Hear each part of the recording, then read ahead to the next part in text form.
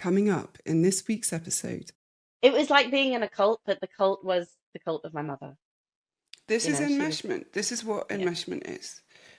Welcome to The Liberation Effect with me, your host, Helen Villas.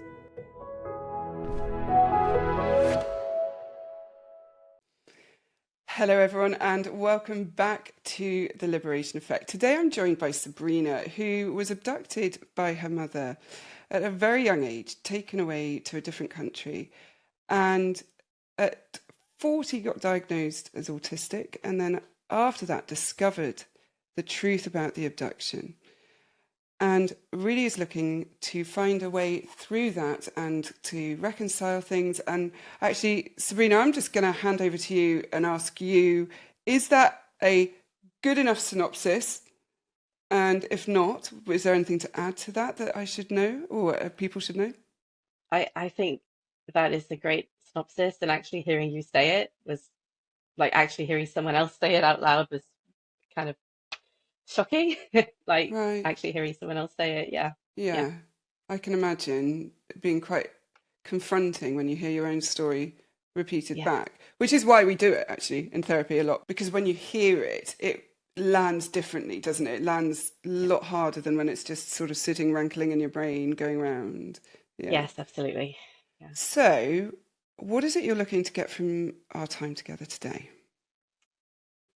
I need to move forward without putting the wrong things first because I am now back in touch with my bio father who is not well.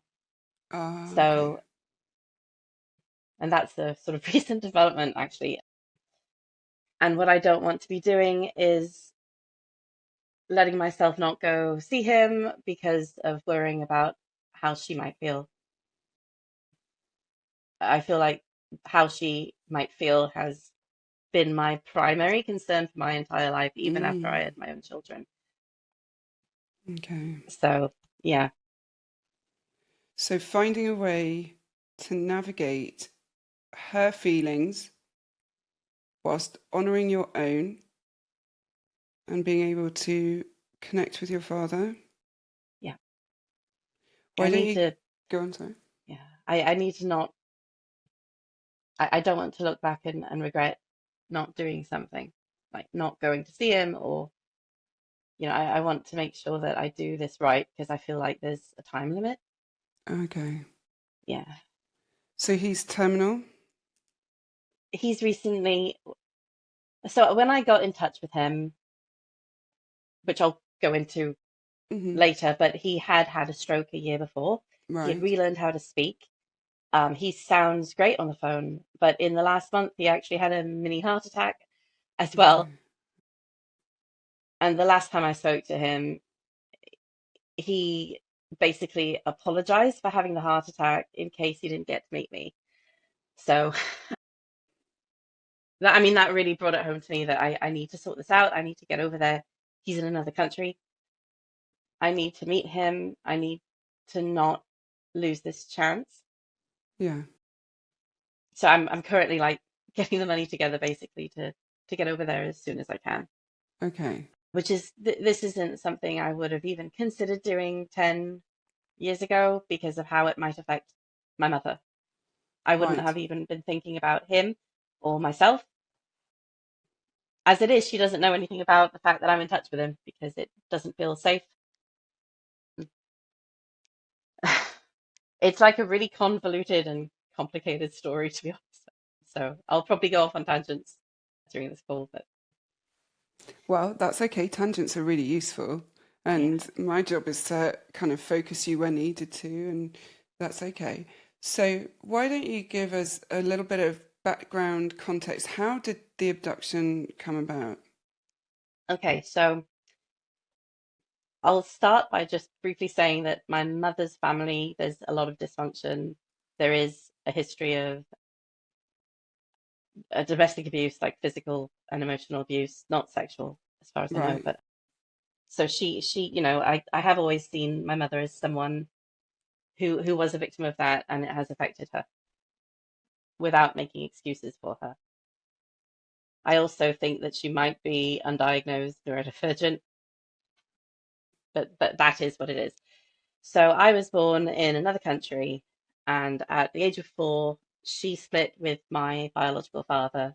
Hmm. She then moved to the UK and remarried someone from the UK who I always called dad, although it was always very clear he was my stepdad. He never adopted me. He never had any rights over me. He was, he's still alive. He's been a fantastic dad. He's better with younger children. When I got to being a teenager, a distance grew. I don't know if it's because I was no longer just being compliant, Mm. or because maybe there was some like sick kind of jealousy thing going on between her and me. I don't know what it is, but I've never been as close to him again. But he's still my dad. That's really sad. It does make me sad because he's also ill, and that's one of the reasons I haven't told her. Because when she's upset, he suffers for it. He's also like a flying monkey, don't get me wrong. I have seen cases where he's been perpetuating the way that she sort of controls people emotionally. He's also done it to my children. But, it's kind of a complicated, like if it was just her, I don't think at this point I'm so angry about what's happened that I don't think I would really care about her finding out, but I know that it would affect him.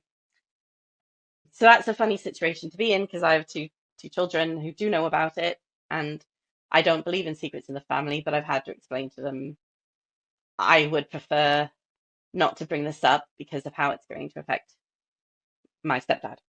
Isn't it Um, interesting? I'm going to jump in and just say, isn't yes. it interesting and heartbreaking that you feel obliged to protect him, his feelings, her feelings, but neither of them did the same for you? No, they didn't, and I don't like. I think she certainly has covert narcissistic traits. I'm not going to say I mean, I can't diagnose her with anything, but I don't feel she's ever been able to put me first, not truly. I don't think I grew up very codependent. So many situations I look back on now and I'm like, I can't believe that I didn't know how weird that was. And I think from her background, she was not actually capable of having a child who was the center of her universe. I think everything is through her emotions, how she feels, and everyone around her changes to protect her. My I've seen my kids do it. So that's upsetting. And like we do talk about it a lot in my family, we talk in a sort of hopefully an age appropriate way. Hmm. When she does things that are upsetting because she does have a favorite, we say that that's not okay. Sometimes I will call her out on it a little bit, but it's like I'm sort of walking a tightrope where I have to look after my own needs, make sure that the abuse doesn't affect self-esteem of my younger child, who is not the favorite. Make sure it's age appropriate because we make mistakes maybe. And then also now this additional complication of the fact that I have this dad who tells me he loves me, who told me that he had tried to find me, that she had said they'd be back in 30 days, and then she just took me away and he never saw me again. He thinks of me, he knows I'm grown up, but his last time he saw me, I was 3.5. So I'm also doing this sort of, I'm kind of like trying to care for how he's going to take it when he sees me. It's going to be a shock.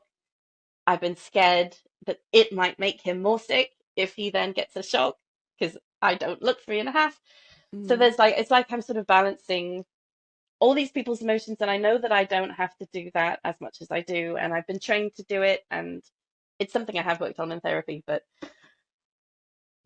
I hear you yeah, taking all the blame, I, I all also the feel like, responsibility. yeah, I feel like this is a betrayal. Like, even though I know it's not a betrayal for me to talk to you, and I felt like I needed to because I know it might help someone else as well. Because I needed to hear someone else talking about a parental abduction and alienation Mm. for me to go, hang on, that's bloody hell, that's what happened to me. Hmm. So it was important to me to share this story, but I did wake up this morning kind of with her voice in my head, like, how dare you betray me, kind of thing. So I'm still very much under that Mm. control. I'm intrigued about how she would perceive this as betrayal. Mm. Oh my goodness. I mean, it would be the end of the world. Okay, um, and then what would happen? there would probably be a very long period of not speaking to me. It would never be forgotten. I don't know. I think that she would eventually, after several months, like stop the silent treatment, but they would bring it up a lot. They would speak about it to other people. They have said things that I feel were kind of not really. It just feels like there's a little bit of manipulation going on with my oldest child as well, who's the favorite. We've I got a don't know. tangled web here, haven't we? It, So, yeah, so yeah. we've got your mother and stepfather. Mm, I'm for those who can't see me right now, I'm like writing this down so that I've got a plot because there's your mother and stepfather, your bio dad, hmm. and you call stepfather dad, but Yes, he didn't adopt you, yeah. and you've been kind of estranged from him, or not, sorry, distant from him Distant, yes, since, sorry, I don't know why I said estranged, but yeah, distant from since teenage yeah. years. Since around 14, it's just never been, and it's not like anything happened. It's just been, he's been uncomfortable around me since I hit 14, and I don't know if it's him, if it's her. I don't know. I've tried to be close to him.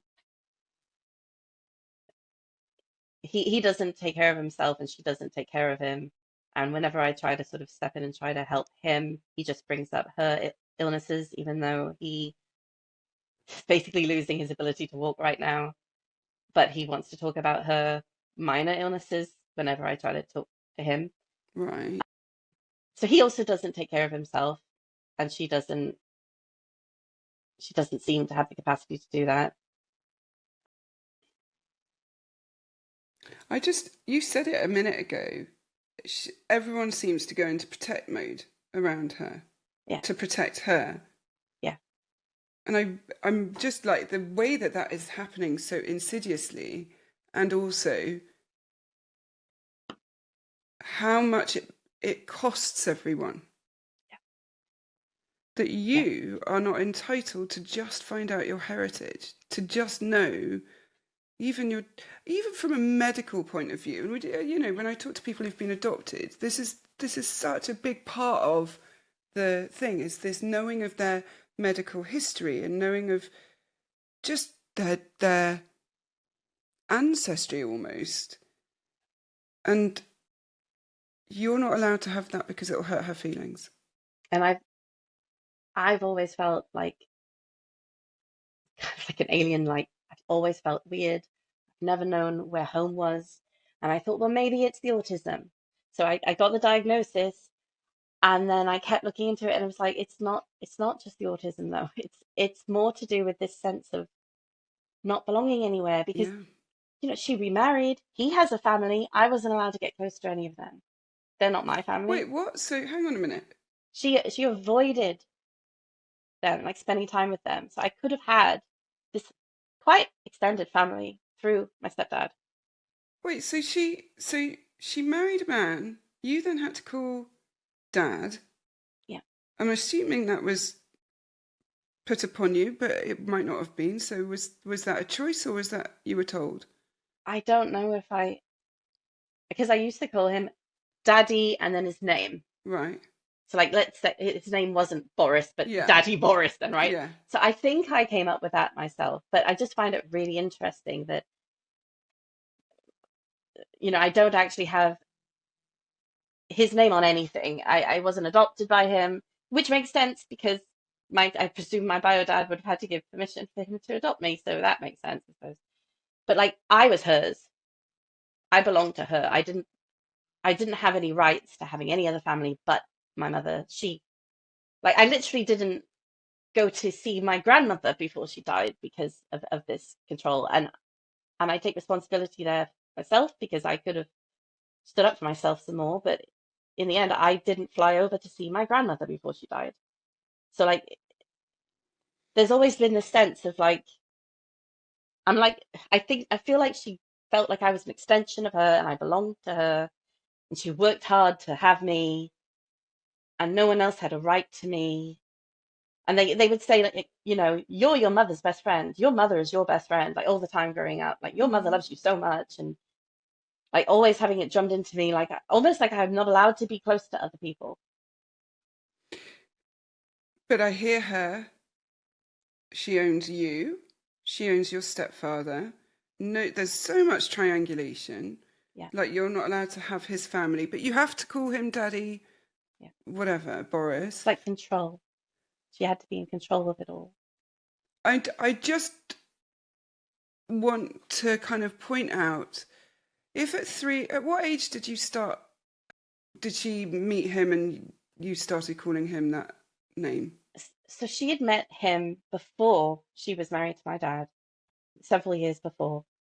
And then I think she did legitimately. I suspect, I can't talk about it, it's not allowed to, like, you can't bring it up, but I believe that she came to this country to visit him on holiday and then decided to stay and marry this old flame. I don't think she necessarily was thinking, I'm going to move to the UK to keep Sabrina away from her dad.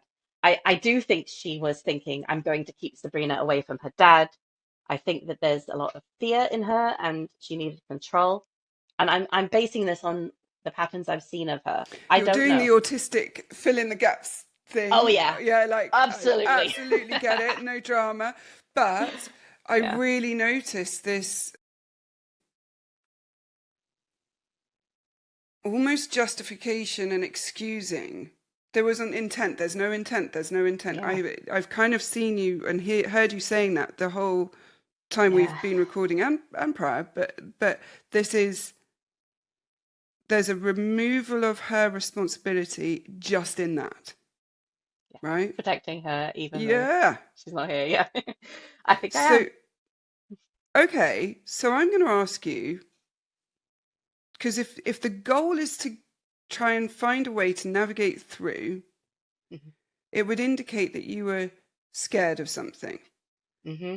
by Yep. not doing that. So I'm going to ask, what is it that you are scared of? I think I think because I do feel it's like this dread of upsetting her that I Okay, am aware is there, and I know logically that that doesn't make sense and that the world is not going to end if my mother's feelings are upset. But there is still this dread that holds me back, and I wonder if it comes from something I don't remember as a kid, like her completely melting down or losing it or something. I because I've wondered, like, I don't remember ever asking, even when I was a little, when you're forward, you ask all sorts of ridiculous questions, mm, like all the time. I don't remember ever saying, why are we here? Where's my dad? Since we've been in this country, I wasn't even allowed to call him my dad. She would refer to him by his first name, and I referred to him by his first name. And I don't understand how I didn't, not even rebel, just ask. I don't remember ever asking, and I feel like there must have been some kind of huge response that was so big that it scared me so much that I learned not to, because I don't understand how that happened to me otherwise, because I wasn't, I remember being a curious kid and I'm an imaginative kid, so it doesn't make sense to me that I can't remember ever talking about him. Like I knew not to bring it up when I was 4. And that's just, but even now, mm. today, like that, whatever it was, like it's still there. And I have to hold myself back from saying things like, don't upset your grandmother to my kids because this Right. dread, Okay, you know? let's work with what you can remember. Sure. So since then, when she has been upset, when you have done something that's upset her, what has been her response?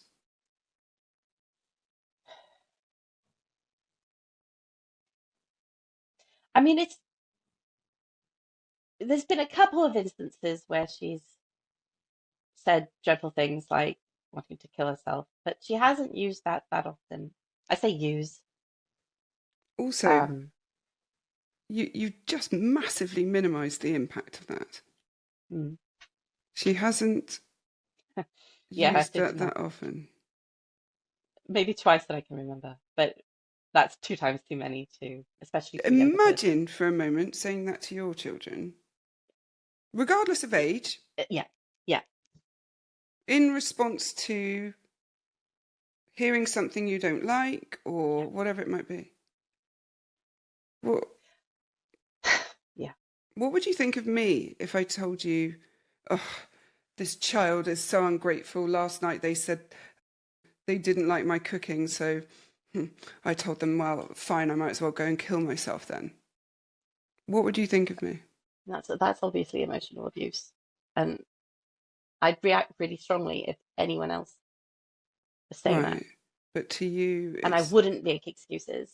I would feel I've actually seen a friend's mum say that to my friend's kid in front of me, and the reaction was so strong because I just wanted to protect that kid. I was so angry, mm, mm, but at the same time, there's not that sense of protection over, you know, me as a child when she was mm-hmm. saying, and most of it would have been more like quiet, not speaking, I'm upset, kind of. Most of it was a lot more covert and a lot less easy to explain. It was more like Okay, almost like just an emotional environment. right. But you did say then something about not speaking to you if, like a while ago, sorry, you said Yeah, about not speaking to you for months on how, yeah, if so, silent treatment was one of the yeah, yeah, response. absolutely. Yes, So you would um, get stonewalled. yes. There'd be She'd be ill, like she would get ill as a result of Huh. me upsetting her. Jesus. Okay. Okay. So Mm, I'm just thinking about a 3.5, 4-year-old child who has been moved countries, taken away from daddy, and if she says, "When are we seeing daddy?" Mummy sort of stonewalls her. Doesn't need to be this big, like emotional, massive reaction because that child has already lost one parent. If the second parent is abandoning her, that is going to terrify her. yeah, yeah, I think so. I think that it was something like that. And I can remember comforting her. Like one of my earliest memories is comforting her because my teddy bear had been left at a hotel and she was crying for what felt like hours. I don't know if it was hours, but she was crying. Like you have a favorite teddy Mm, bear that you take mm. everywhere with you. So it was my favorite teddy bear. And she was losing it. And I was patting her on the shoulder, like patting her on the back and saying it's going to be okay. And I can't have been more than five or six, I reckon. When you say losing it, what does that mean? Losing it in the concept of the teddy or Her her emotional losing it. state, her behaviour. She was crying inconsolably. She was wailing. It was like she was the child and I was the adult, like parentification then. Yeah. But what scares me is how young I was, how young I must have been when that happened, when I was doing that, because I know that happened when I was really quite small. Right. So, to be clear, Mum goes on a holiday, comes on holiday, brings you with her, says to Hmm. Dad, we'll be back in 30 days. Yeah. That's not a holiday anyway, is it? Right? I've got a feeling she knew Hmm. exactly what she was doing. She Yeah. was possibly, I mean, I'm hypothesizing and doing Yeah. the kind of thing that, But I suspect she may well have had communication with your stepfather already and was intending fully to come over, stay. And do you remember ever calling him by his first name, or did it just go straight to Daddy Boris, for example? No, I think he must have been introduced to me as this is Mm. Daddy Mm-hmm. James. I keep wanting to say his real name, but I'm I know. not. Yeah, So because I also remember meeting him, and I remember running into his arms, which I don't know if that's a true memory, but if it is, it's weird because I never met him before. So like, why was I told to do it? I don't know. when you say meeting him, when you think of that memory, sorry, Yeah. where are you standing in the memory? What view do you have of it? My memories turned it into a supermarket, so maybe it wasn't when I met him, but they told me that I ran into his arms at the airport. Do you remember it or not remember it? I remember running him into his arms, but there were checkout points. So I'm wondering if they told me I ran into his arms at the airport and then I later did it in a supermarket and the two memories have been squished. Sure. But when you, if Maybe. you, are you like a bird's eye view? Are you watching from the side? Is it from your eye view? I'm Which, inside myself. I okay, am actually you're in in my it. little body. Yeah. Okay. Because that is the indicator usually of a real memory.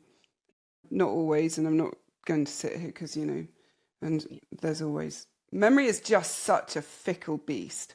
It There's a really is. very good reason why in law and trial they don't rely so much on witness testimony being the absolute I saw him there, because we remember things wrong all the time and our brain doesn't like gaps, so it fills it in, and it fills gaps in so that things make sense. So it's very, very unreliable. Yeah. Right. So what we know though is that for some reason, they've told you this story of you running into his arms like you really wanted him. Hmm. Actually makes me feel a bit sick that she has told you, attempted to convince you all your life that you were desperate to have him in your life. There's something very revolting. She's made you betray your father, your love for him. Yeah. What's I happening mean, the for you more right you now? say that, well, the more you actually say that, the more I have this sort of puzzles falling into place feeling of, oh my God, that was deliberate, rather than making excuses, because Hmm. that just makes logical sense. Yeah. Hmm. Yeah. And what's it making you feel? I mean, I've been angry and sad about this for so long, so it's almost, I don't know, at this point, it's more of the same. There's just this huge sense of theft more than anything else. I just feel so much would be different if there had been more honesty, Hmm. less manipulation, less fear Hmm. in terms of fear controlling, like not controlling, fear making her decide to take certain courses of action. Right, such as? Knowing her as I do, I'm fairly because the things that she's come out with throughout the years about reasons she won't do things, that she's a very fearful person, which has probably got something to do with her upbringing, blah blah. I'm not going to make excuses for it because it affects me and affects my children. Hmm. Um, I think that she decided in her mind that my father was going to take me away from her and his family was going to take me away, and the only way to save me for herself was to leave. And I don't think that if someone had sat down and explained to her why that was not logically going to happen, it wouldn't have made any difference, because when she gets it in her head, it's the truth. And I've seen her do it about other things. She's paranoid. There is, yes, and I also have anxiety, which could come from the upbringing, it could come from my autism, all sorts of reasons, but the fear is passed on to me. I see it sometimes, me saying stuff to my children, how I Mm. could like pass on the fear to them. So we kind of try to make a joke of it, like, oh, don't listen to me, I'm being anxious. Don't listen. You do the thing. Like, don't let me stop you. And I've said to them, don't let me stop you. If you want to do something, if you want to move abroad, do not stay here for me, because I have let go of all these opportunities in my life. Mm. I could have gone like to Oxford, and I chose to stay nearby. I haven't gone on holidays because of how it might affect her. And I'm angry with myself as well, because I could have just said, this is my life. But I didn't feel like it was my life Okay, until my I'm 30s. jumping in right here. Go for Again, it. Yeah. we're back to blame. We're back to Yeah. self-blame, responsibility.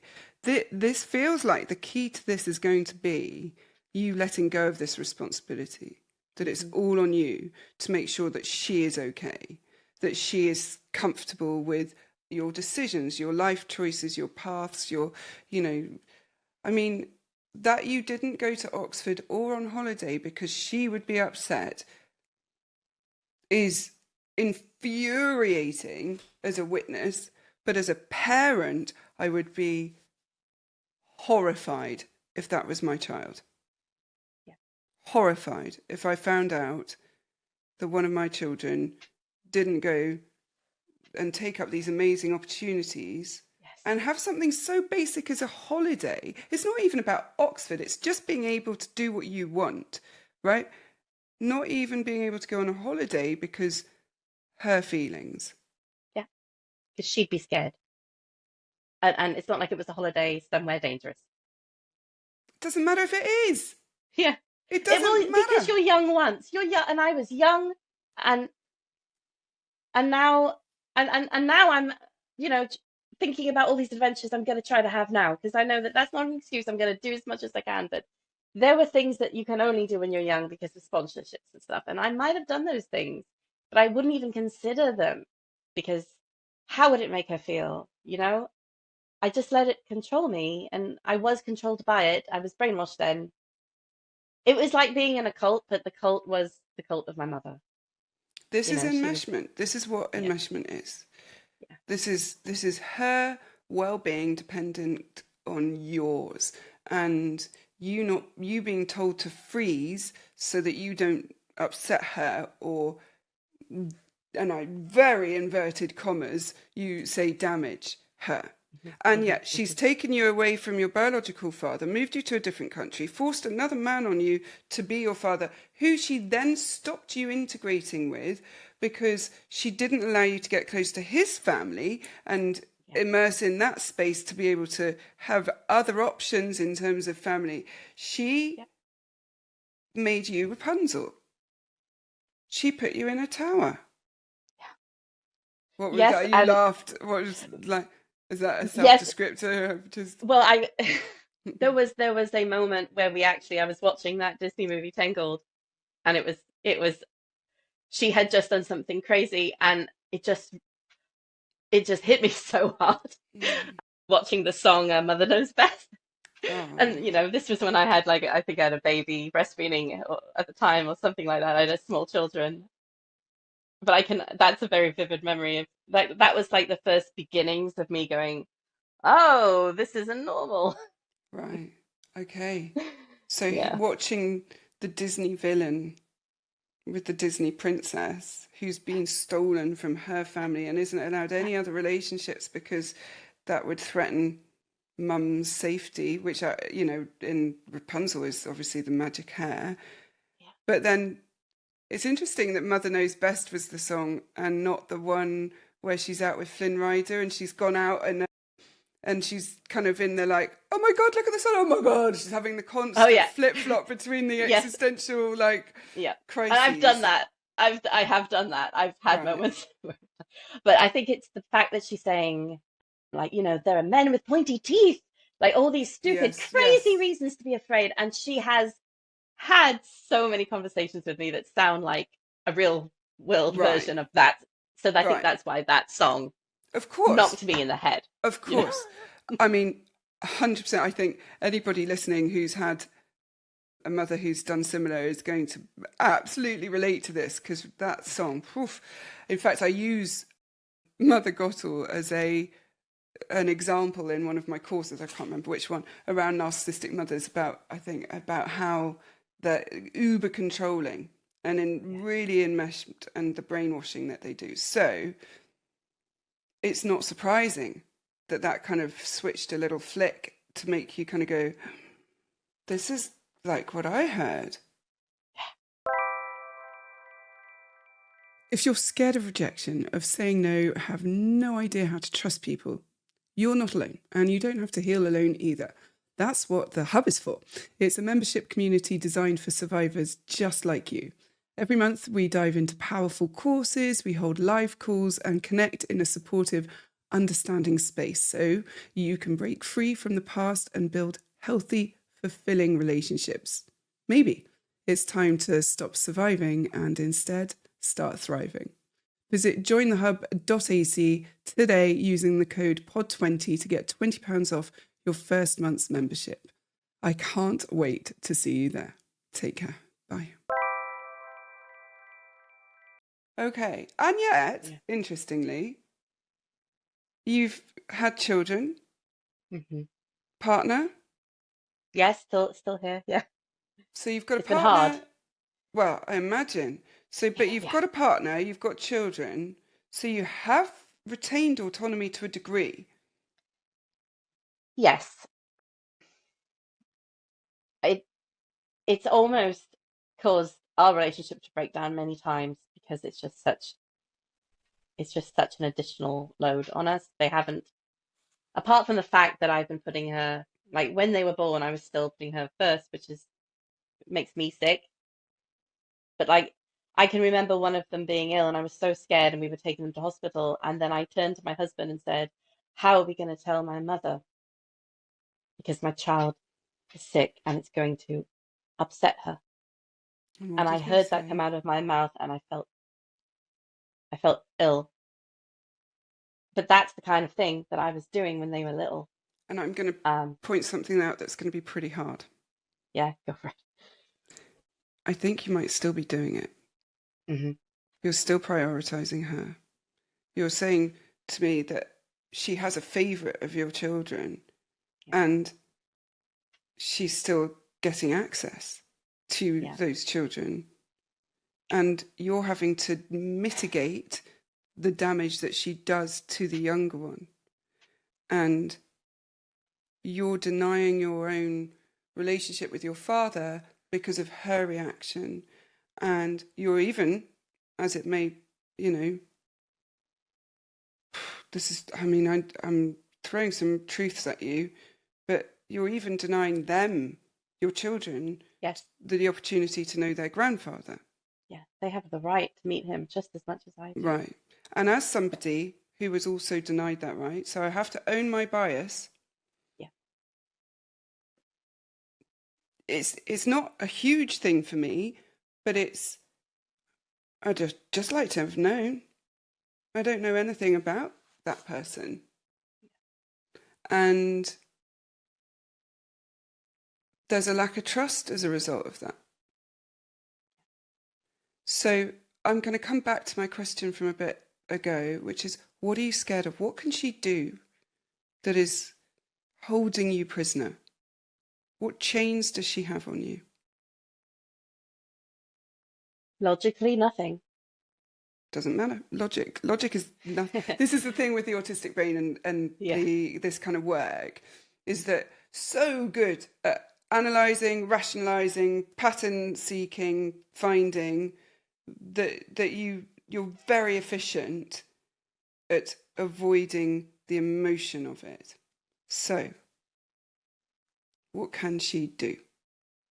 Do you know, I think I think there is a part of me that believes that I will cause her or my stepdad to, and this sounds ridiculous, but to Hmm. die, to Okay, so die. you're going to I'm kill going to kill them. them. I'm Okay, going to kill them. fair. Hmm. I get it. And why do you think like that?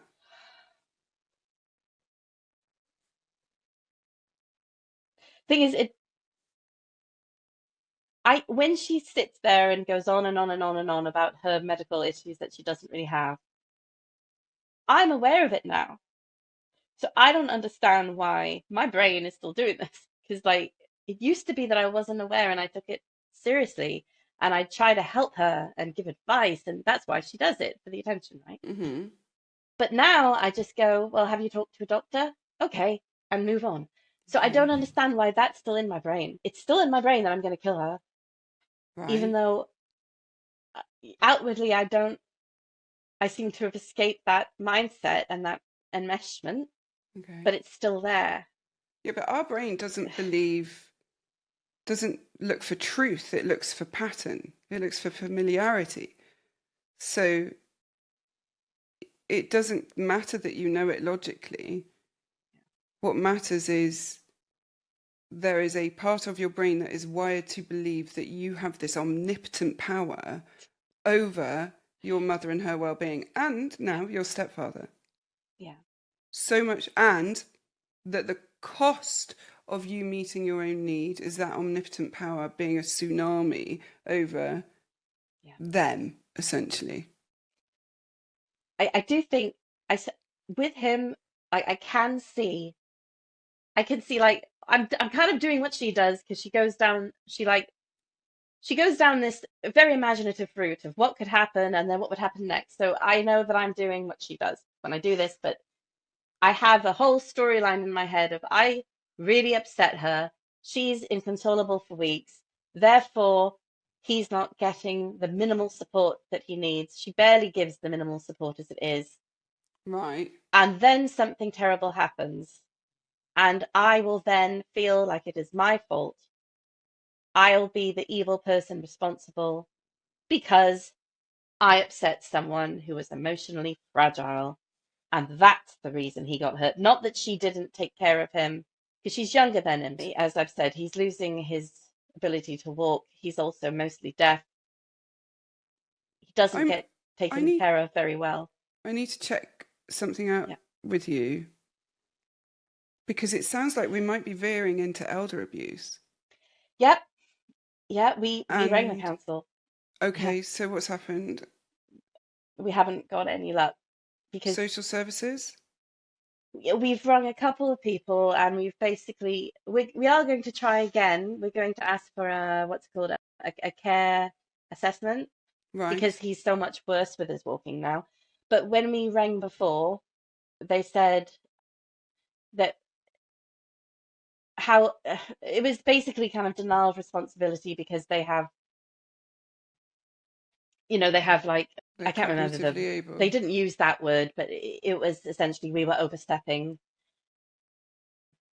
because she's not diagnosed with anything. The doctors don't know anything about any abuse. He would never agree that that was happening. I've seen her give him less food, but he would never admit, like, he would cover up for her. I've seen him do it. So even if they sent someone, if they agreed to send someone, which is all we were asking them to do, Mm. unless he was so much worse that it was physically apparent, if he was like sat there, dirty, I don't think that I don't know. I'm going to try again. I mean, that Yeah, also I'm feels like a hearing you, betrayal, but I keep doing it. but I hear you making assumption about what they will or will not do and what they Yeah, and I'm going to invite you to just immediately stop doing that because we are yeah, actually this is safeguarding, yeah, yeah, and yeah, I have a responsibility to make sure but yeah, that you're putting stuff in. And what I'm going to offer you is this: you explain what you've just said to me to yeah, them, yeah, that he will not tell you that she's doing yeah, this. I've yeah, seen this and I've seen that and I've done, yeah, you know, yeah. don't believe what he's saying. Assess him as though, Yeah. you know, I I said there's a safeguarding concern. I didn't think that she was mentally able to make decisions that were in his safe, that were the best for him. I gave an example where he'd fallen down the stairs and he like knocked Mm. his head and she hadn't taken him in just to be checked out. And despite that, I don't know if he just got the wrong person, but it was really, really upsetting that they weren't. But you're right, I shouldn't give it up. I should keep pushing because I will blame myself if I Right? don't. And Hmm. here's the thing. You don't have this power. Yeah. So so you're scared that you will kill them by meeting your own need.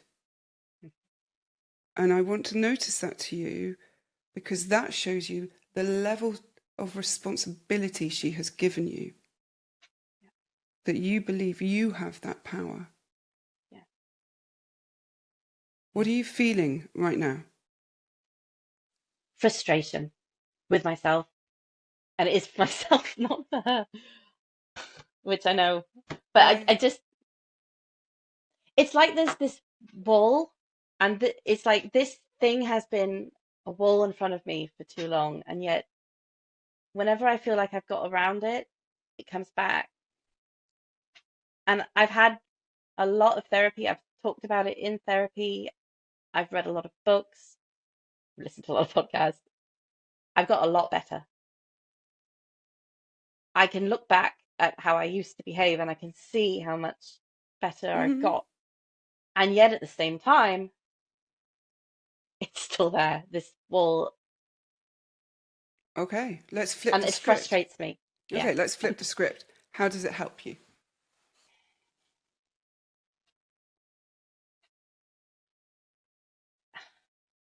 I guess it's what I'm used to. I don't know. I mean, how does it Okay, help me? imagine for a moment you no longer gave two shits about what your mother felt in any way, shape, or form. What would that feel like?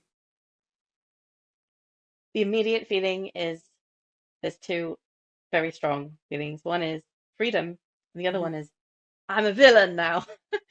In this Okay, sense of, well, that's evil. It's evil. okay. So it protects Yeah. you by keeping you being a good person. Okay, so my Yes. next question then is how fearful are you that you're a bad person? I I think down, I do feel like a bad person. What makes you a bad person? And again, logically, I know I'm not, but I'm not a good person because I haven't been her best friend. I mean, it's ridiculous. It's saying it out loud really, it's What? ridiculous. Is it? But I'm a bad person because I haven't been what she wanted me to be, expected me to be. I haven't been a best friend. I haven't called her every day. I haven't revolved around her. I haven't put her first in every possible scenario that's ever happened. I've had the audacity to be different, to have a different kind of life to her, or to get married. She doesn't like my husband.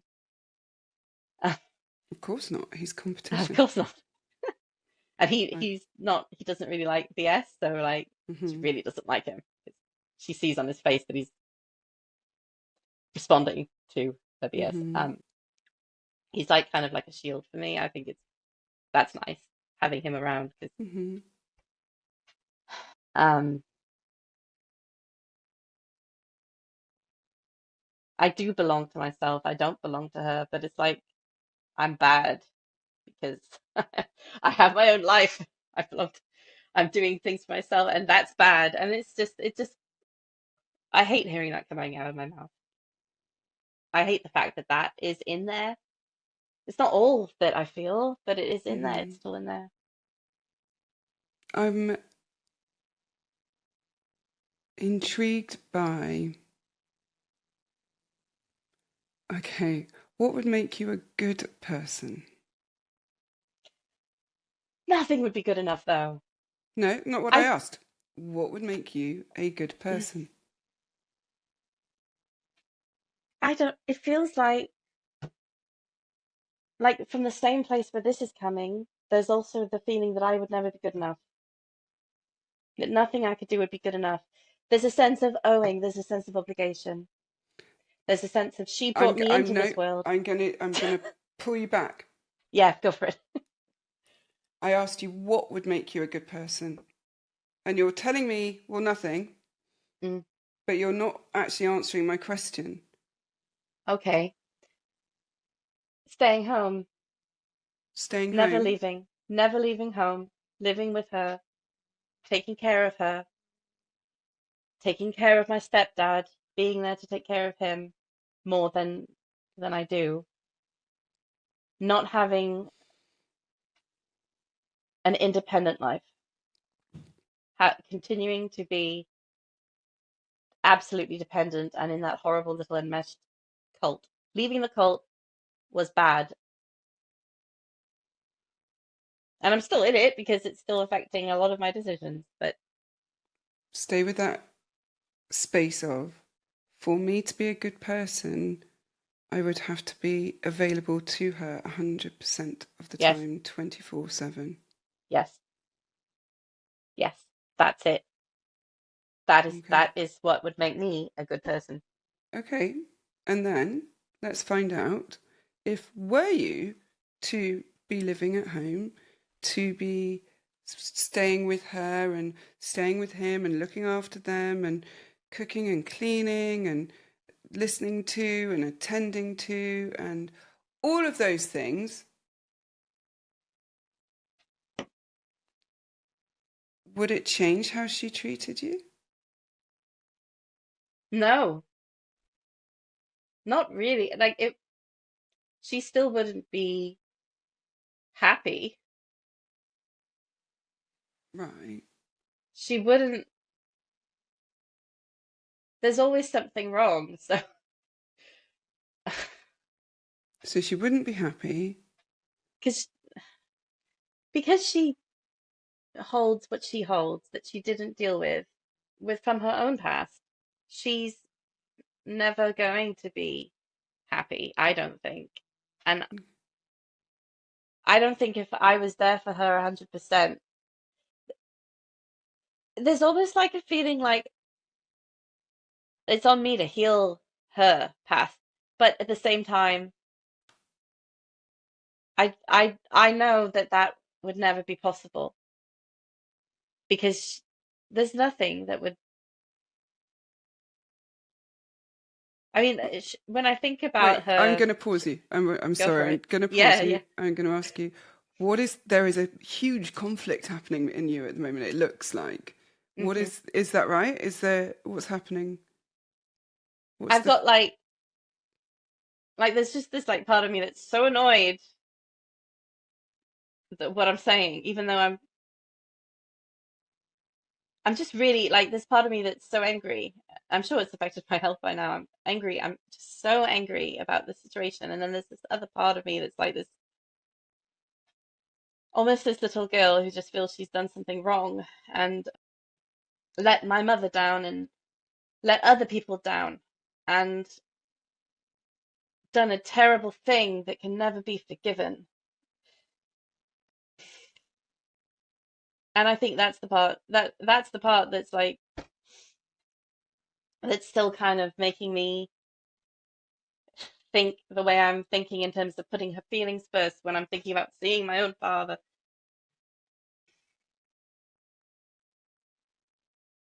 Yeah. so you're annoyed?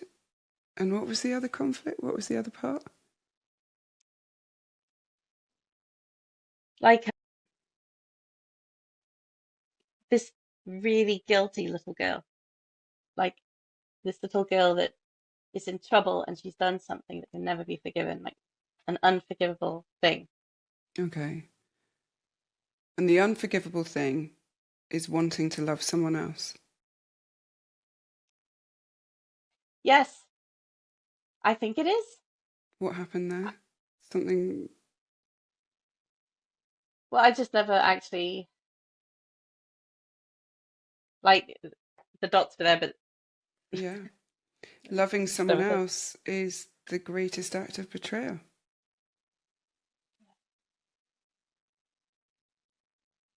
That seems so grossly unfair. It's just so incredibly sad. It is sad.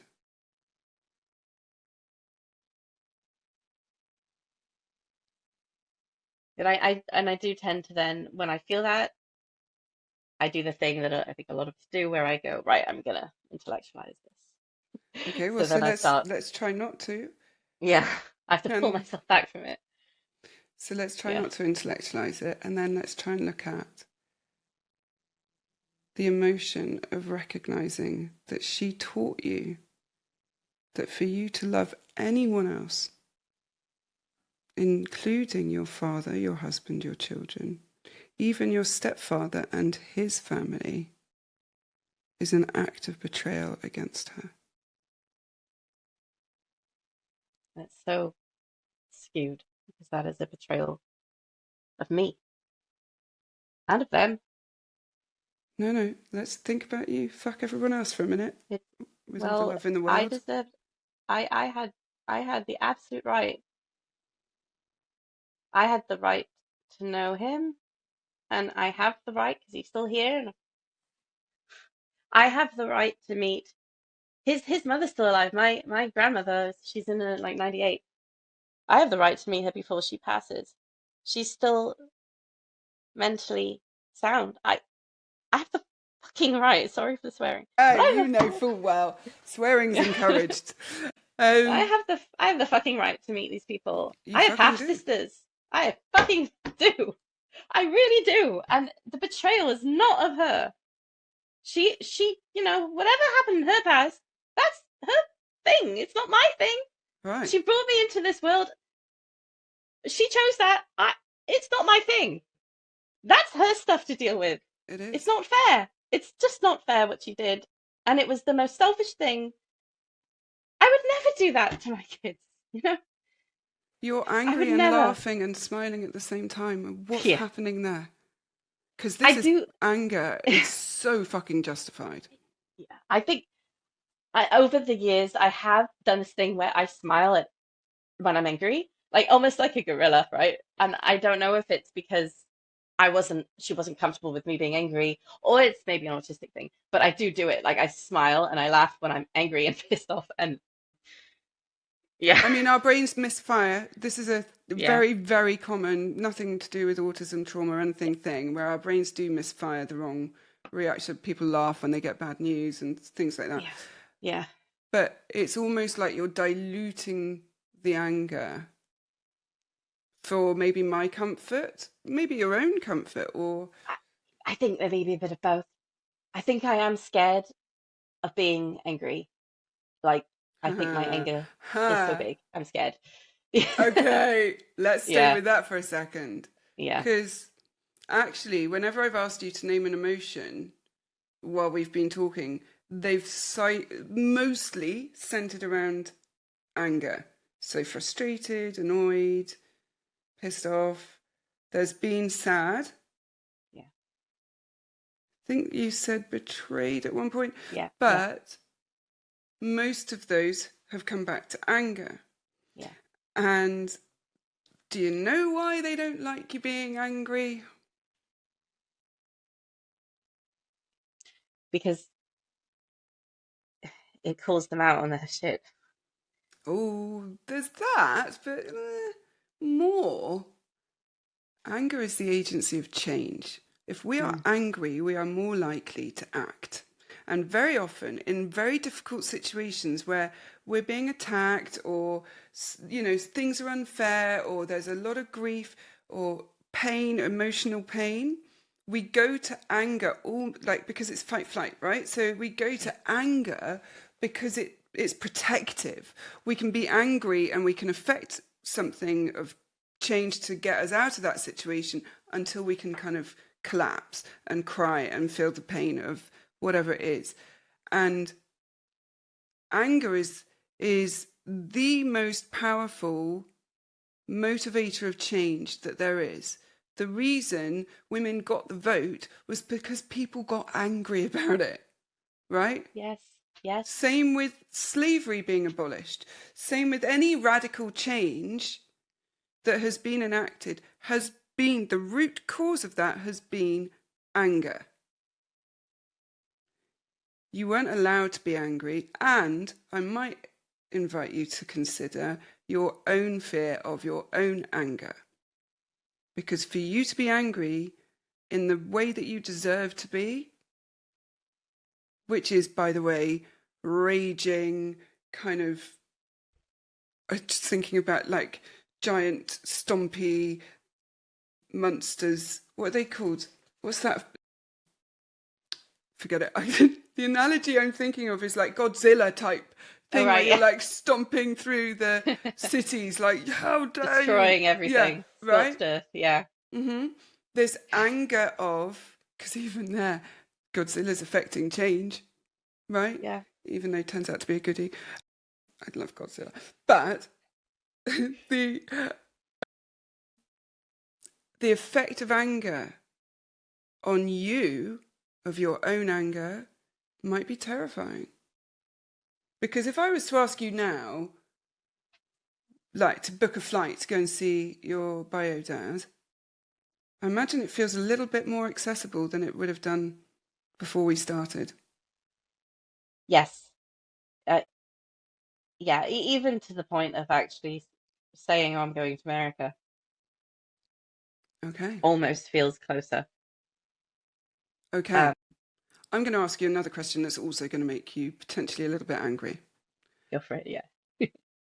Why are you protecting the feelings of somebody who gives none, not even one fuck about yours? And I say that confidently because nobody who cares about a child's feelings would remove them from a parent that they love and adore, force them into a relationship with another person to replace the parent, and yet prevent them from actually having any kind of integrated relationship with them.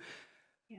Force them to consider their own feelings constantly first, reject their partner that they've chosen, their husband that they've chosen for their life, and on top of that, plays fucking favourites with their child's children. It's disgusting. It's not even, there's so much like that, even that's not there's even so touching many the things. surface. It's right. touching the yeah. So Why? and this is brutal, and I know I'm being brutal, I'm conscious of it, but I'm going into your logic space, because let's exploit the logic of the autistic brain. Why, logically, would you protect the feelings of somebody who absolutely has no interest in protecting yours? What do they do to deserve that? Logically, there comes the point where the person's let you down enough that you don't owe them anything, no matter who they are, and she's gone past that many, many years ago. Right. She really has. What happens emotionally when you think about going, fuck it, I'm not protecting you anymore?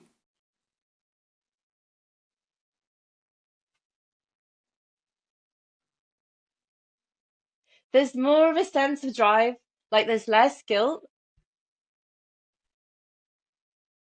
I want to There's show still you. a sense of shame, Okay. but it's less, it's smaller.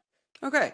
That guilt, I don't know if you listened to the episode that came out this week, episode 19, I think it is, where I worked through somebody's guilt around a similar situation, not the same, but somewhat similar. Yeah. That guilt protected you, right? It kept you safe. It stopped her abandoning you when you were small. Okay. Yes, that makes sense. Does it feel like it makes sense, or is it just logical sense? Logically. Okay. Emotionally, if you think about guilt protecting you, how do you feel?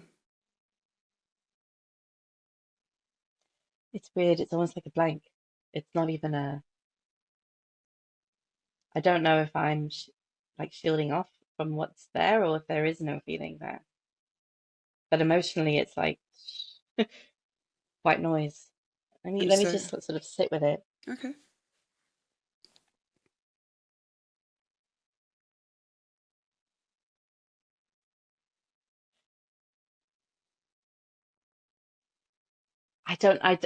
I just can't sort of emotionally connect with that. I don't know why. I don't know if it's just such a different way of looking at it that my brain won't go there. I don't know. That's all right. Yeah. When you were small, your mother weaponized fear, obligation, and guilt to force you to comply. Is that fair, do you think? Yes. Yes, that is absolutely what happened. And so the child in that situation learns to be driven by those feelings because they keep them safe. If I'm scared, then I shouldn't do it, because if I'm scared, that means she's going to get cross about something, which means she will therefore abandon me in whatever way, or scream at me, whatever way she reacts negatively towards me. And she has the power to make me feel the worst of all human beings on the planet.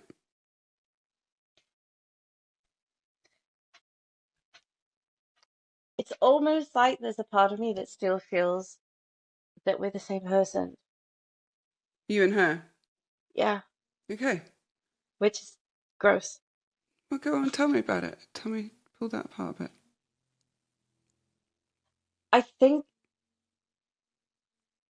because I don't think that she got that I had my own emotions, and I think that I can remember always paying attention to her, like always being aware of her, like always being aware of her emotions. Like whenever I was with her, like that was the thing that I was focused on, not Mm-hmm. how I felt, how Mm-hmm. she felt. Mm-hmm. So I was almost like telepathically trying to know how she was okay. And there's like it's almost like there's still a part of me that doesn't that it's like I don't really know who I am. Aha. Partly, yeah. Okay.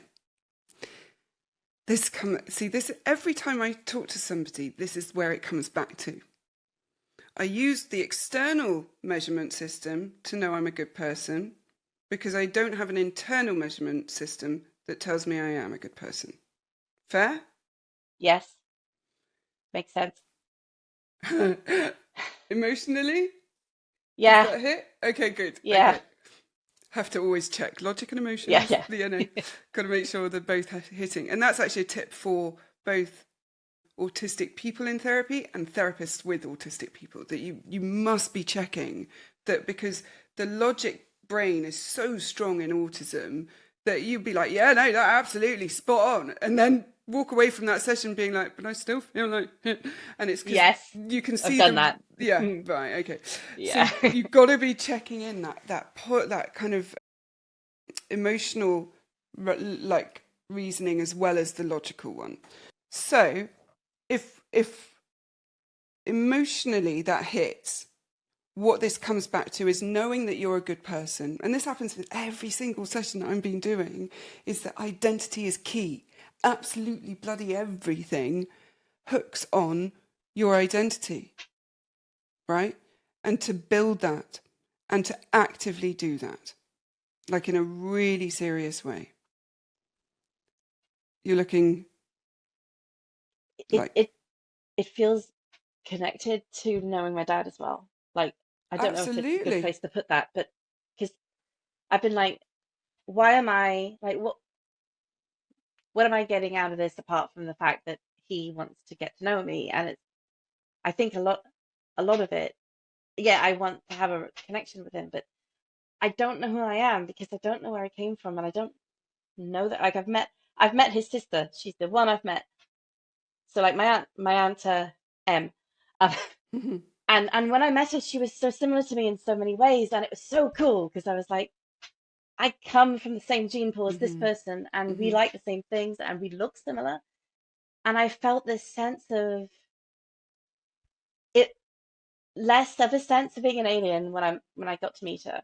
So I Okay, think some of the identity thing also comes from that of supplanting from all those people, going to a completely different country, not knowing anyone there but one person, and and then not being seen as a separate person by that person.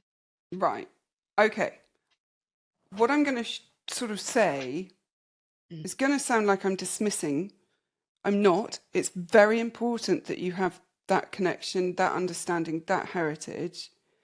But it's also important to know that your separation from her isn't dependent on your connection with them. And actually, there's a real danger that you almost do the same with them that's happened with her Hmm. if you don't have a sense of who you are without either of them, Yeah, right? that makes sense. No, that's not brutal. That makes sense. Okay. Yeah, Well, I mean, it's just kind of it doesn't like hurt. good. Well, I mean, I'm conscious, there's often when we're feeling really hopeless, we cling on to something that's feeling, oh, this is the answer to all my Yeah, prayers. And actually, that's not. yeah. The answer is knowing you don't need other people to know who you are as a person. We don't need external measurements. It's brilliant knowing these kind of biological facts about ourselves and, heritage and history and things like, I mean, I did that 23andMe thing where you do your DNA and it shows you where you come from and all your different breakdowns and parts of your cells and your genetic distribution across the world. It's amazing, but that's not me. I am somebody who is compassionate, kind, has a strong sense of justice, who appreciates humour, doesn't like bullshit, isn't, is trying to stay away from like enabling behaviour and is honest and trustworthy and direct in communication, who is curious and inquisitive. Can you see? These are all values and parts of me and myself that I know. I don't need other people for those things to exist. And they're not what were told to you. Sorry? That they're not like you weren't told you're this. No. No, no. But I had No. to undo all the telling Yeah. before I could find the reality. I think I need to work on that because a lot of the things that come up initially, I can remember being told you're this. So I need to do some work on that separately where I unpack it because I Yeah. definitely think that's something that I couldn't answer in detail.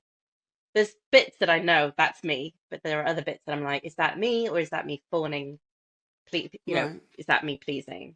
Yeah. Like I don't know if I'm really that kind. I wonder if a lot of my kindness is fawning because I do stuff for people, but I think I'm Well, and people then pleasing a bit. maybe it's both, Yeah, right? So yeah, it's the thing, it am could I be. being kind to keep them in my life or am I being kind because I enjoy doing it? Yeah, exactly. I'm wondering how you're feeling now about contacting your father, or sorry, visiting, her knowing. Visiting, it feels way more attainable. Okay, Like I good. can kind of see it, I can visualize it more. Hmm. Um, and I was already putting the wheels in place, but I was finding it difficult to actually visualize doing it. Hmm. But I do kind of feel like it feels a bit more attainable. Telling her doesn't feel like I can visualize that. I'll Okay, be honest.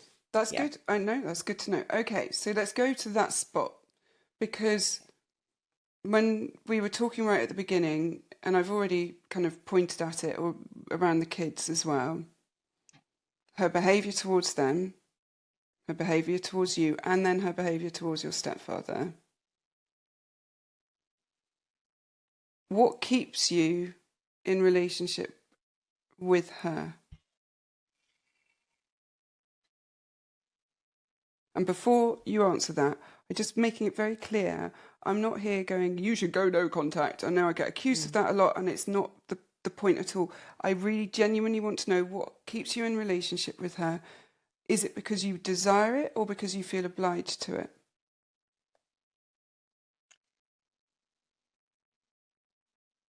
If there is an obligation, there is a little bit of wanting to keep in touch and wanting there to be freedom to be honest. I feel like I would actually not mind still being in touch if I could just be honest because it's the Okay. having to be secretive about things. It makes me feel like a teenager again, and I don't like it, and it makes me feel bad about myself. So like being around her even when she isn't acting up can be really triggering, because then I go away feeling like I've kind of, let myself down a bit. I, I have said to my husband, I wish we'd gone no contact when the children were babies, because now they have a relationship with them. It would be a lot more awkward. It wouldn't be impossible. Mm-hmm. And they could decide what they wanted to do. They're getting to the point where they're old enough to do it anyway. Do they enjoy going to the? The older one does. The favorite does. Mm-hmm. The younger one, the younger one is autistic. He's great. He says what he thinks, and he has not stopped doing that around her, which is Mm-hmm. great, because Mm-hmm. I've been kind of looking for that. Like, Mm-hmm. if I saw that happening, I'd be really concerned that it was causing But it much more is, emotional damage. well, it's causing damage anyway because she's Yeah, scapegoating him. And this is very yeah, true and often happens for the autistic or ADHD person, is they become scapegoats because they're the truth speakers and they don't yeah, pick up on the cues to avoid saying the thing. So they don't learn, you can't say this thing because this is what will happen, because they don't yeah, recognize those subtleties, the nuances. yeah, So, yes, yeah. okay, what I heard you say was, I'd like to be in a relationship with her where I don't have to hide. Yes. So then I go to, why are you hiding now? She's an adult. Yeah. If you go tomorrow and say, oh, by the way, I'm going over to see my bio dad next week. I found him on blah, and off I go. We're all going to go. Huge weight off my shoulders, the thought of that. Like, just imagining that makes me feel so much lighter. Okay, so then what stops you doing it?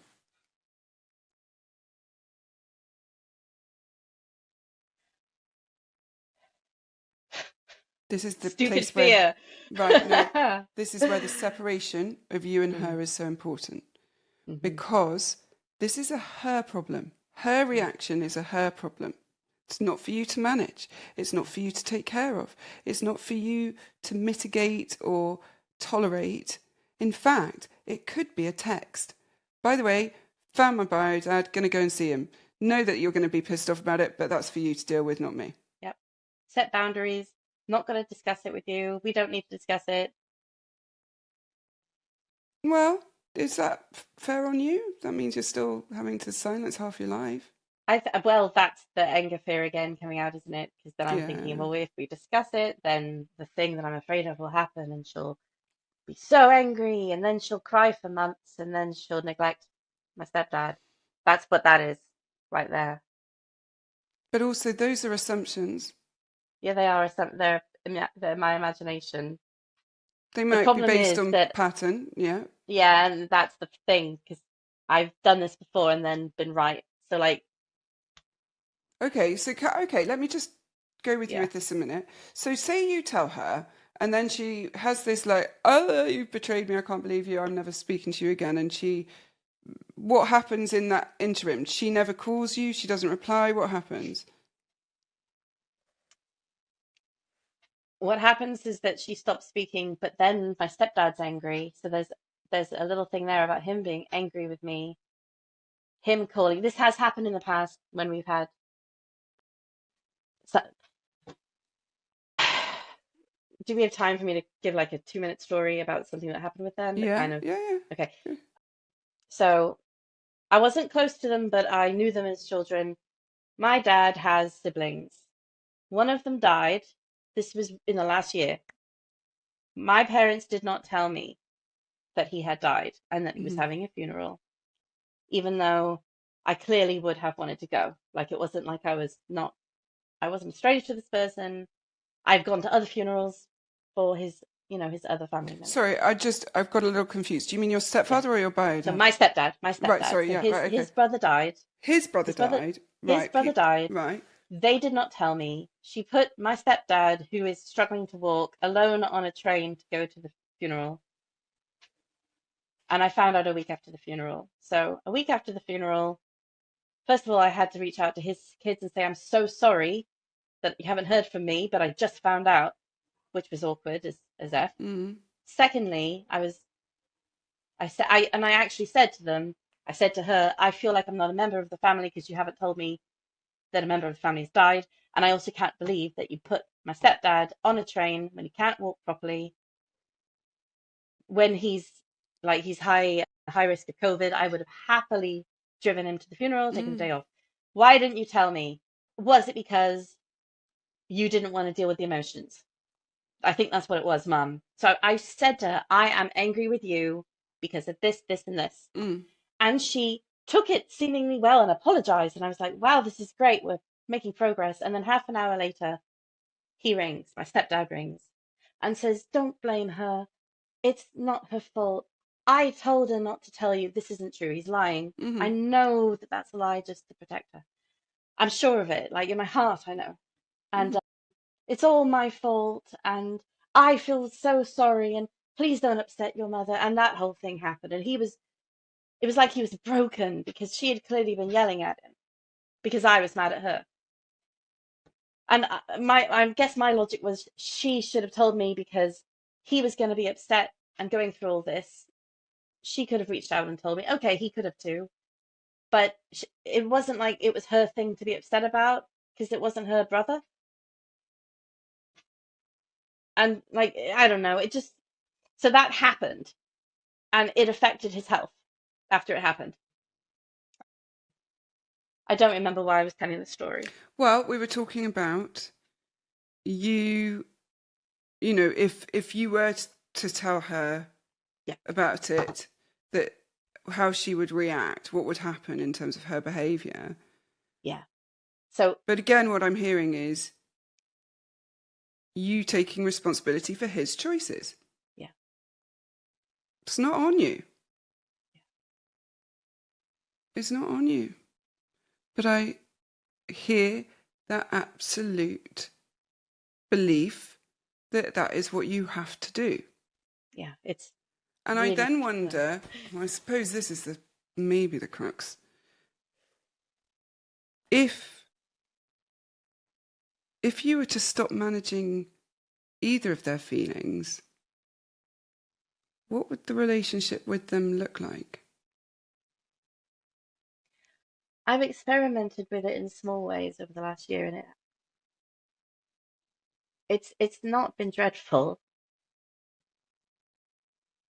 I've like just, tried to put in boundaries a bit more or said like when she started to go down a route of trying to emotionally manipulate me and it's been obvious that's what she's doing, I've stopped her and said, I'm not going to talk about this.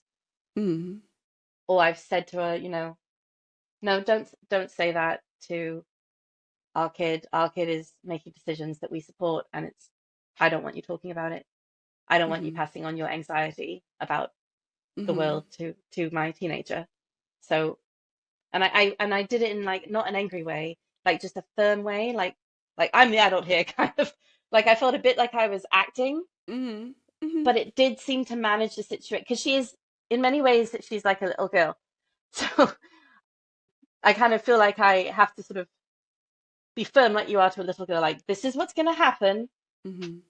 You're Not still going to talk managing. about it. You're still I'm still managing. managing, but it's meant Okay. that it's been less triggering. Right. I'm Yeah, coming back to go for it. if you were to stop that altogether, because I heard you say, don't say that to child. We've Yeah, done this. Don't do that. You know, we're happy with yeah, instead of, yeah, don't speak to my child like that. yeah. I can't even imagine that. Like I don't know Right. how what that would look like. Okay. Not managing it, I mean, like Yeah, I just know. saying it. Well, I'm wondering then if there's a fear that if I stop doing that, I don't get her at all. I have no Mm. relationship with her. I have no But it would be value really to her. relaxing. It, I'd miss her, but it would also be such a weight off my shoulders. Not, Logically, but what about little you, who only had one parent left? One had gone and been, and the other one was being forced on you. She told, she was the only constant. And the only way for you to keep her constant was by being in servitude to her. I know that I'm not going to get what I want. Like, I know that I'm not going to get a moment of her. I'm 43 now, so. But like, there's a little bit of me that wants to be mothered still, and I know I'm not going to get it. I've been in hospital Okay. and she wouldn't So, visit, so like I know I'm not going to get that, so here it and I is. have to do it for myself, you know. So this is what's maybe keeping you, the hope, the toxic hope. Yeah, probably I'm maybe waiting for that one moment She where she says actually does, centers me. right, and it heals every other wound where she hasn't. Put No, put I it know. Listen, this is what we do to ourselves. logically. Like, it's, Yeah, yeah. Emotionally, we hold on to the hope that they will be the parent we needed them to be. yeah, But just once, again, but if yeah, if we weaponize the logic brain, how logical is it that that's going to happen? 0%. Right. I suppose nothing's zero, but very, very low. Well, I don't know that nothing is zero. There's I always absolutes, and don't think she's capable of it. I just don't think she's able. okay. And that's just how she is, So and I then, can't change her. so it's really interesting because you're so fearful of killing them, of them dying,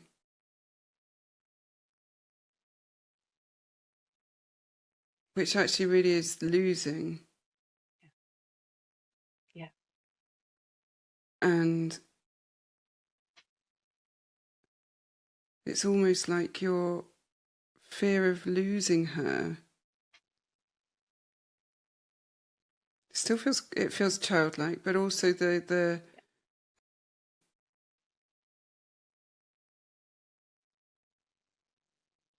something about you doing everything you can to avoid losing her, Mm. to and that you are responsible for keeping her. Yeah, there's an emotional resonance with that. Absolutely. Okay. Yeah. So, what do you need to be able to say to her, this is the situation, this is what's going to happen, and then not manage her feelings and not take the call from your stepfather going, I can't believe you do this to your mother. Well, I would say boundaries, but I think what I thought was boundaries was me managing. I don't know.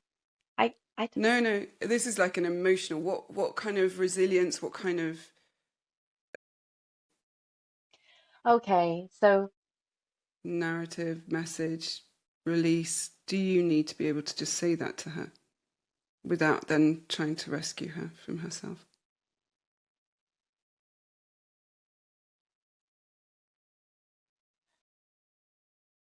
I don't know, it's like this weird sort of this kind of loving feeling, but like a self-loving feeling, but not a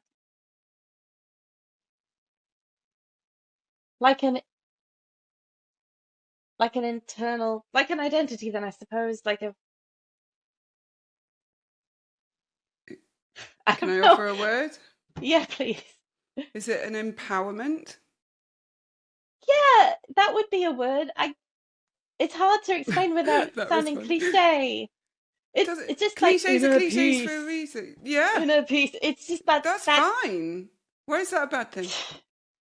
because it's in Kung Fu Panda. It's another cartoon film that I'm bringing up. I am quite childlike. Um, But that's like really reasonable. But I wonder actually if it's an inner strength. yeah, And a thing that I just wonder is that do you believe you're doing the right thing? in Talking to seeing your him. father. Yeah. Yes, like that's the thing. I don't think I would have felt like this before. That's how I know I've got better Okay. because I every time I do it, I feel good. And I actually don't feel guilty after I speak to him, which is amazing because Okay.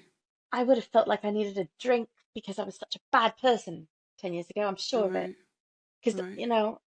that kind of thing used to happen. So little you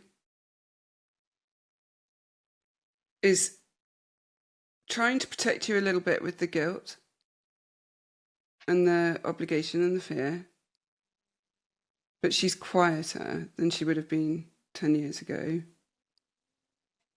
but still there. Go on, what was that? She wants him. She wants I think him. I think that's the difference, is she wants Is there a him. narrative around you being greedy and selfish and taking things and wanting things? Like, you always I would want... believe I would believe that, yeah. I would.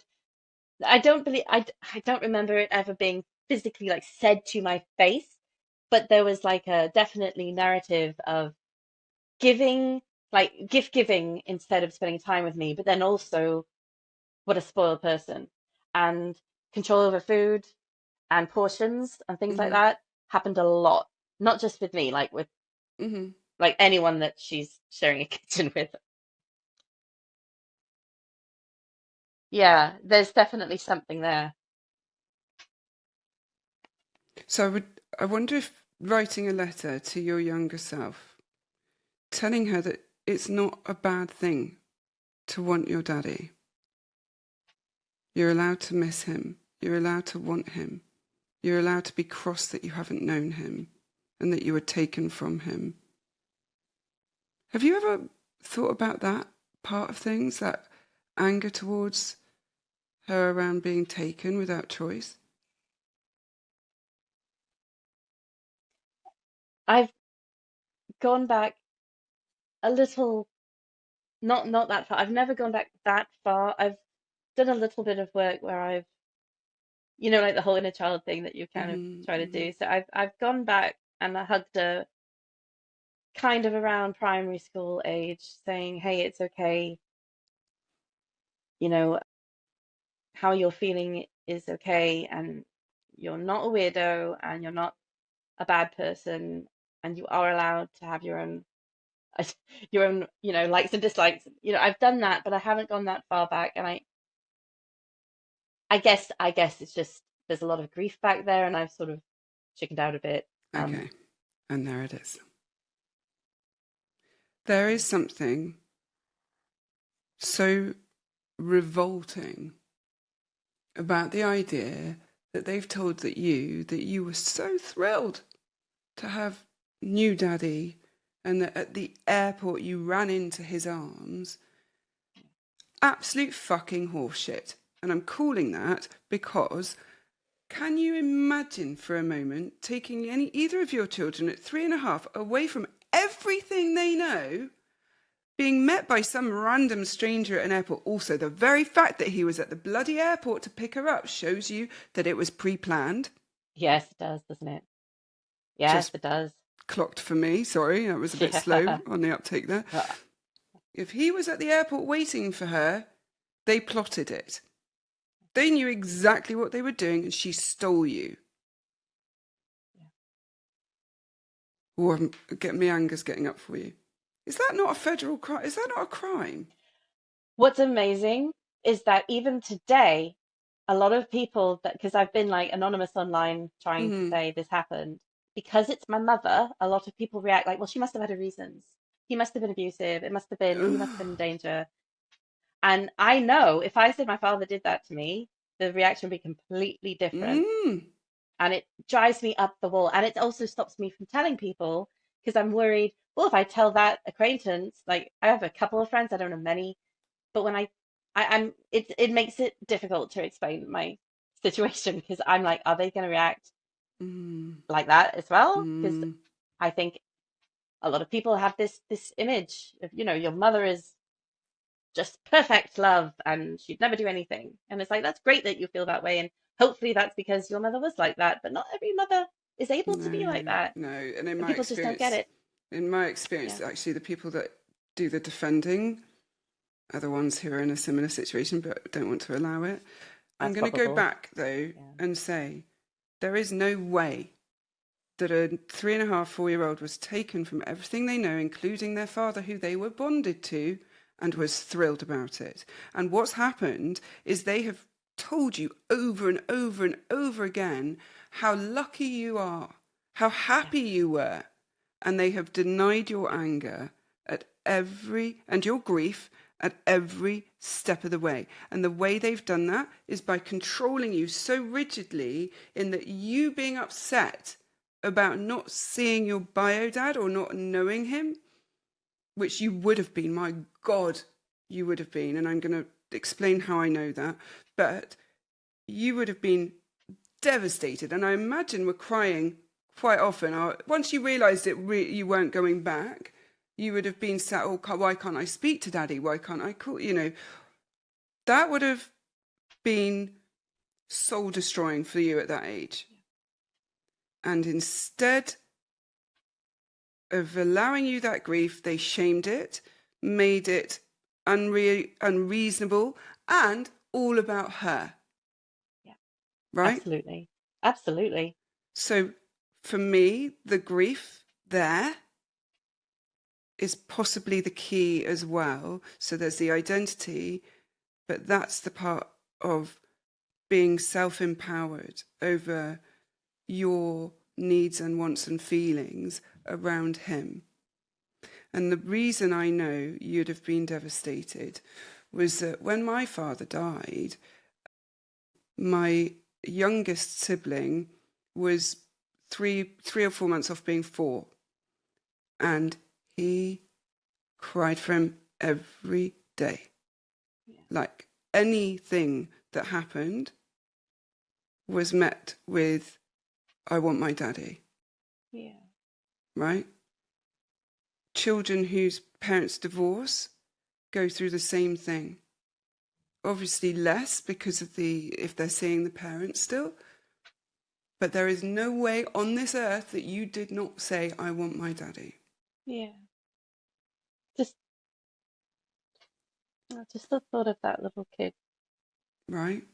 She would have been confused, bewildered, terrified. And then when she's sad, she's being told off for it.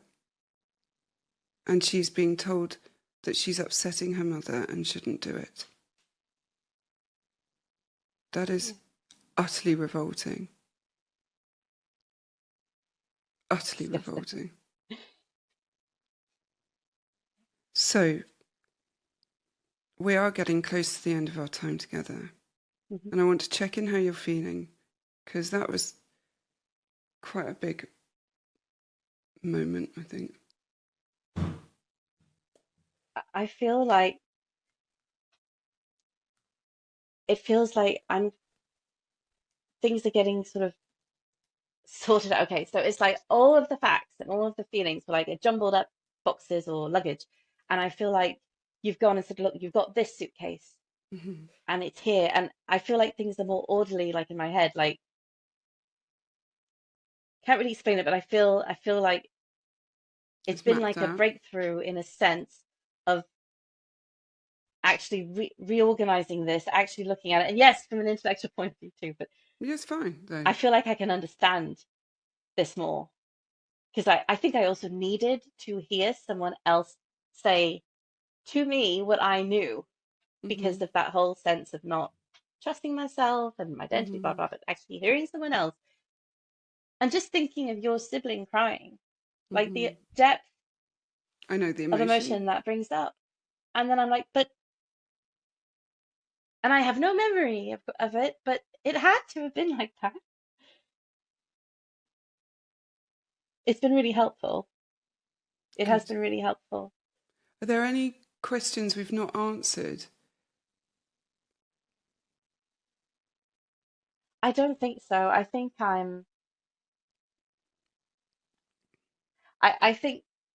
this whole idea of moving forward, it's been addressed because I feel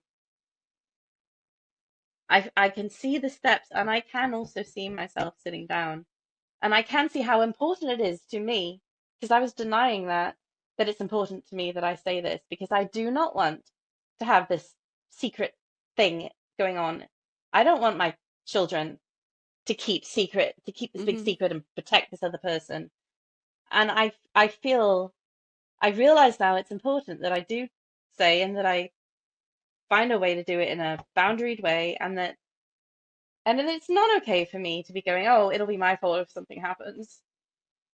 Because it just There's, isn't your fault if something no, it's happens. not. It's not. It just isn't. If she chooses not to look after herself or him, Yeah. that's her choice. Yeah. She's not devoid of responsibility. So, my invitation to you is to build the identity, to look at that grief that little girl would have been feeling in such a huge way, and to honour it and notice where you are complicit in the minding of the feelings, where you're asking other people to do the same thing, and where if I was treating you like an adult, I would just tell you the thing if I even want to. Don't have to. It's not actually any of her business. Just saying. Yeah. But if I want to give you that information, I'm not going to wrap it up in a package that you will find digestible. I'm just going to give it to you. Yeah.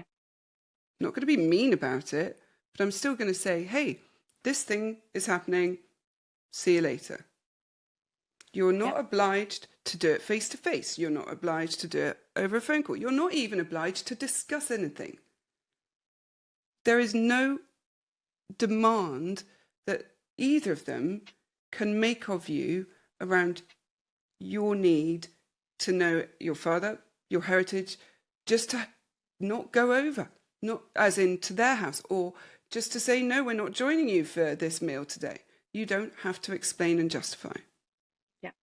So when you share that information, all you have to do is say, just so you know, I've been in touch with my bio dad. We'll be going to visit him next week. Yep. And you don't say, and I know this might be really hard for you to hear, but what happened? And the reason I didn't tell you was this. And I don't know. You don't need the padding. Because all the padding does is give them things to pull out and throw at you. You knew you were in the wrong. You knew you shouldn't have done it, right? No. Nothing wrong on any level about wanting to know somebody you were stolen from 40 years ago. You deserve to know him, and he deserves to know you. Yes. Okay. How are we feeling now? Actually, pretty good. Good. Okay. All right. Well, in which case, I think we're going to have to wrap up there. But as ever, send me emails, ping me questions if you have any. And, you know, I really would love to know and hear about when you go to see him and how it all goes. And yeah, I just wish you so much luck with that. And, you know, good winds to send you on your way there, kind of thing. Thank you, Helen. It's been really, really useful. Really My helpful. total pleasure. Well, thank you. Thank you for coming on and sharing and everything else. Thank you. And I guess, as ever, all that remains to be said is take care. Bye. You too. Bye. Bye.